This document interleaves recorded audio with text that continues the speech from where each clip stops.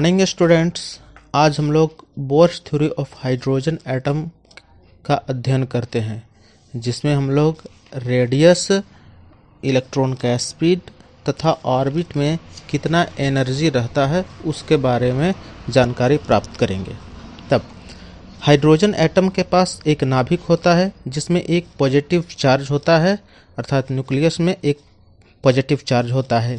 तथा इस नाभिक के चारों ओर एक नेगेटिव चार्ज अर्थात इलेक्ट्रॉन सर्कुलर पाथ पर रिवॉल्व कर रहा होता है। न्यूक्लियस तथा इलेक्ट्रॉन के बीच कूलम्ब्स अट्रैक्टिव फोर्स कार्य कर रहा है, इसलिए F इक्वल टू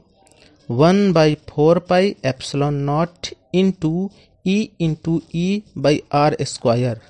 अर्थात 1/4 pi epsilon naught into e square by r square. इसे इक्वेशन 1 मान लेते हैं। यह कूलम्ब्स फोर्स इलेक्ट्रॉन को सर्कुलर पाथ पर रिवॉल्व करने के लिए आवश्यक सेंट्रीपिटल फोर्स की पूर्ति करता है, इसलिए centripetal force F equal to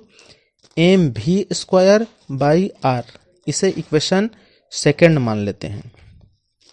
चूंकि कूलम्ब्स अट्रैक्टिव फोर्स ही सेंट्रीपिटल फोर्स प्रोवाइड कर रहा है, इसलिए यह दोनों ही फोर्स बराबर हैं,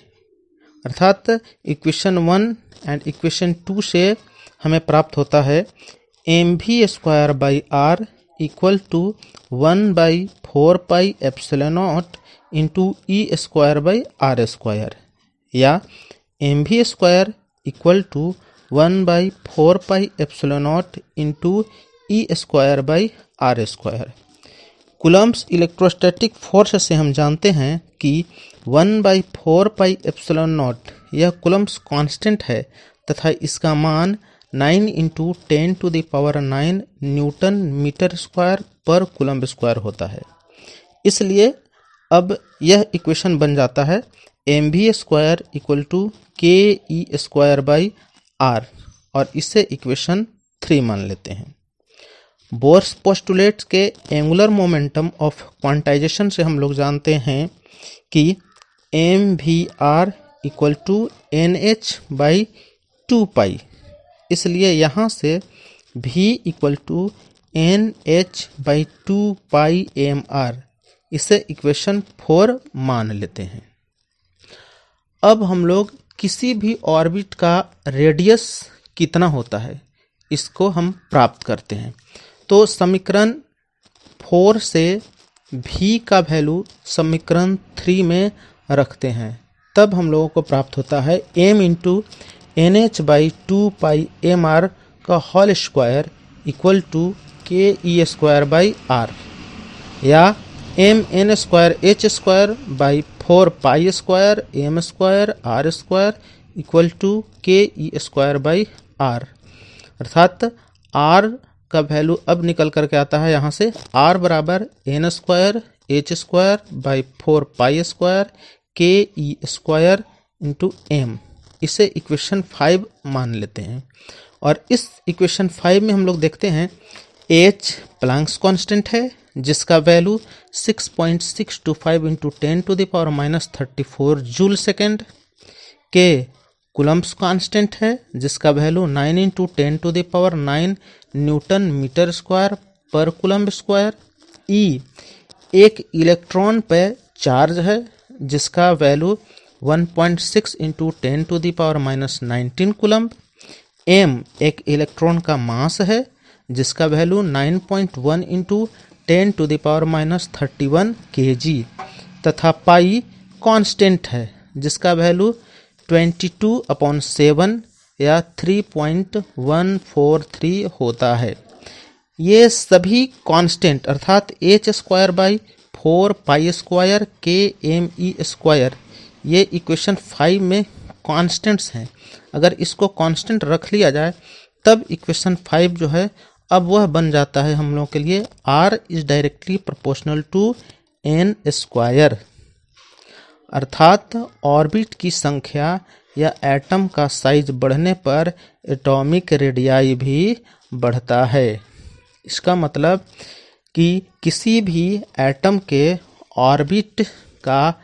रेडियस जो है वह उसके प्रिंसिपल क्वांटम नंबर n के स्क्वायर का डायरेक्टली प्रोपोर्शनल होता है, तथा समीकरण 5 में उसके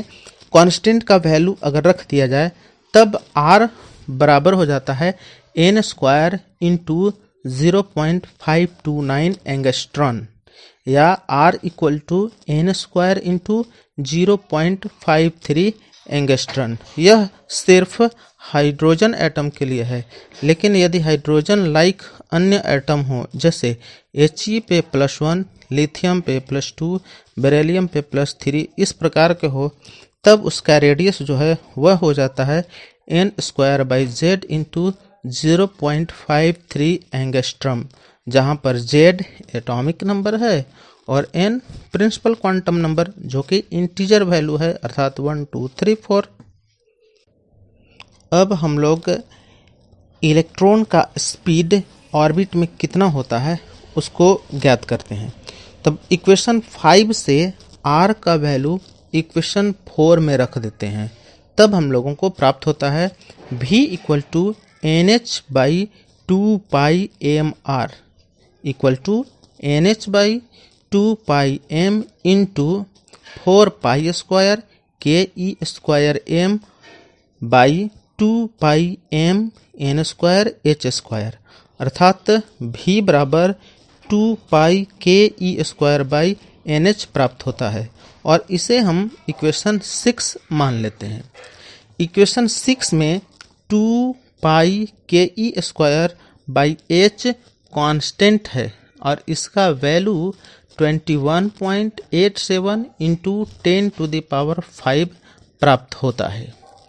इक्वेशन 6 से हमें मालूम होता है कि v is inversely proportional to n, या v is directly proportional to 1/n, अर्थात जब ऑर्बिट की संख्या बढ़ती है तब इलेक्ट्रॉन का स्पीड घटता है।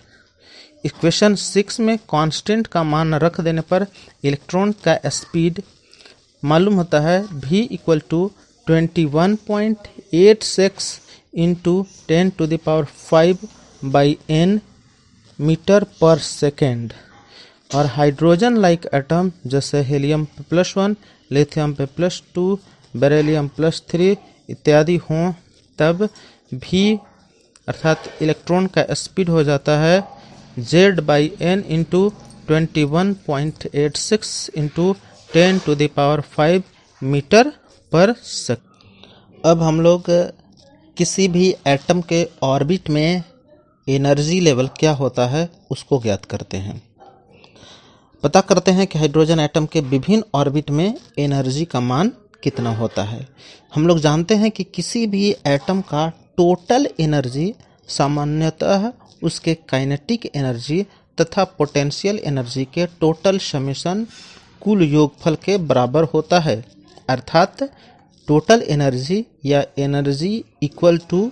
Kinetic energy plus potential energy. इसे इक्वेशन 1 मान लेते हैं। जैसा जानते हैं कि मोशन में पार्टिकल या ऑब्जेक्ट का काइनेटिक एनर्जी ½ mv² होता है, लेकिन यहाँ इलेक्ट्रॉन मोशन में है, इसलिए काइनेटिक एनर्जी ½ mv² बराबर ½ KE²/r होगा, और इसे हम इक्वेशन 2 मान लेते हैं। जबकि पोटेंशियल एनर्जी हाइड्रोजन एटम के न्यूक्लियस के कारण ऑर्बिट में लगने वाला इलेक्ट्रोस्टैटिक पोटेंशियल तथा इलेक्ट्रॉन के चार्ज के गुणनफल के बराबर होता है, अर्थात पोटेंशियल एनर्जी बराबर 1/4πε0 into E/r into -e electron पे चार्ज है, अर्थात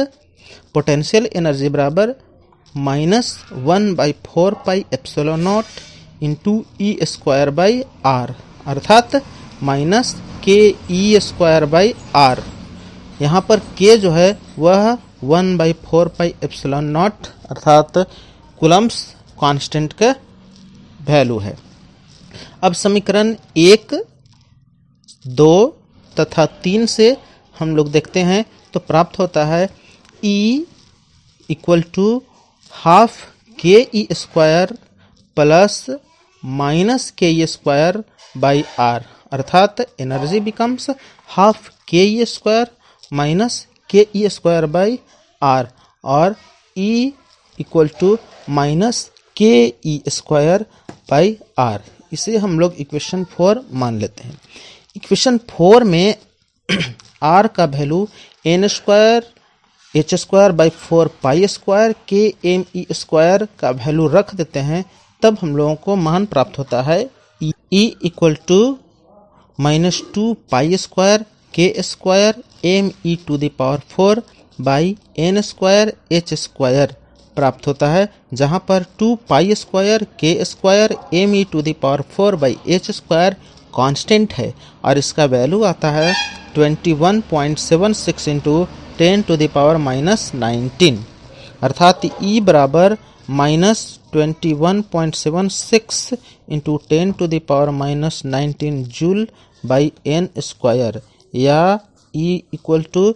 minus 13.6 electron volt by N square, अर्थात E is inversely proportional to n square, अर्थात न्यूक्लियस से दूर ऑर्बिट में उपस्थित इलेक्ट्रॉन का एनर्जी न्यूक्लियस के पास वाले इलेक्ट्रॉन के एनर्जी से अधिक होता है। माइनस साइन बताता है कि न्यूक्लियस के नज़दीक वाले ऑर्बिट में एनर्जी का वैल्यू अधिक है लेकिन वह माइनस में है, अर्थात वहाँ पर सबसे कम एनर्जी वैल्यू है, अर्थात वहाँ पे इलेक्ट्रॉन्स को लाने के लिए अधिक से अधिक एनर्जी की आवश्यकता होगी। हाइड्रोजन लाइक एटम के nth ऑर्बिट में इलेक्ट्रॉन का एनर्जी होता है En equal to minus z square by N square into 13.6 electron volt, जहाँ पर जेड एटॉमिक नंबर है तथा एन प्रिंसिपल क्वांटम